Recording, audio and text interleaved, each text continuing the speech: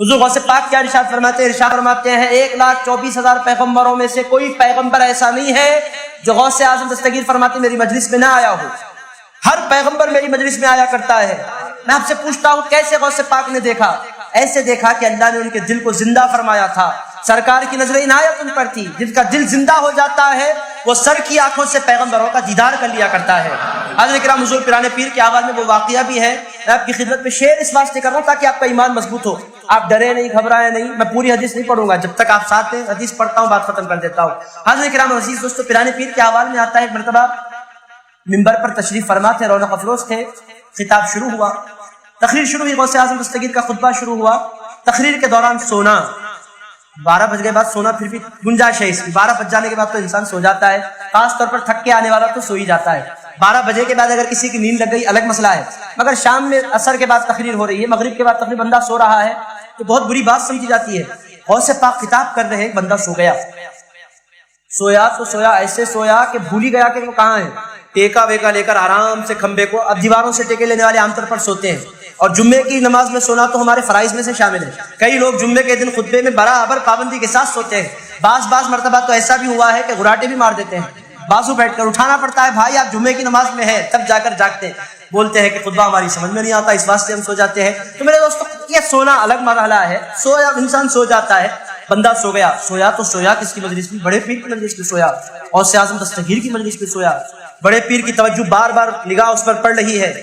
آزو بازو والے بھی محسوس کر رہے ہیں کہ بڑے پیر اس کو دیکھنے لگ گئے ہیں. سامنے محراب ٹیکا لے کر وہ سو رہا ہے. غوث پاک نے 1 مرتبہ دیکھا، 2 مرتبہ دیکھا، 3 مرتبہ دیکھا. تقریر کے دوران بڑے پیر منبر سے اٹھ کر کھڑے ہو گئے. اب اٹھ کر جو ہی کھڑے ہوئے لوگوں کے دل کانپنے لگے. بڑے پیر جو بولتے تھے وہ ہو جایا کرتا تھا. ان کی زبان میں اللہ رب العزت نے ویسا اثر دیا تھا. اللہ والوں کے پاس ایسے ہی ہوتا ہے، جو ان کی زبان سے نکلتا ہے پتھر کی لکیر، جو بولتے ہو جاتا ہے. اب نہ جانے کیا بولیں گے، نہ جانے کیا ہوگا. بڑے پیر اترے پورے جذبے جلال کے ساتھ، اتر کر آئے اور اس بندے کی طرف بڑھنے لگے. اب پورا مجمع ہٹنے لگ گیا. لوگوں نے جگہ بنائی. بڑے پیر سیدھے اس کے پاس تشریف لے گئے. اب کیا تھا؟ لوگوں نے کہا اب نہ جانے کیا بولیں گے، بیچارہ مر جائے گا، سوتے سوتے دنیا سے چلا جائے گا، یہ لوگ سمجھ رہے ہیں. بڑے پیر اس کے پاس گئے، جا کر اپنا ہاتھ باندھ دیا، نگاہیں رکا لی، بعد کھڑے ہو گئے. وہ سوتا رہا. بڑے پیر ٹھہرے رہے، بہت دیر تک وہ سوتا رہا. آخرکار بہت دیر کے بعد غوث اعظم دستگیر پلٹ کر آئے، منبر پر بیٹھے، خطاب جاری ہوا. اب یہ ہونے کو ہو گیا.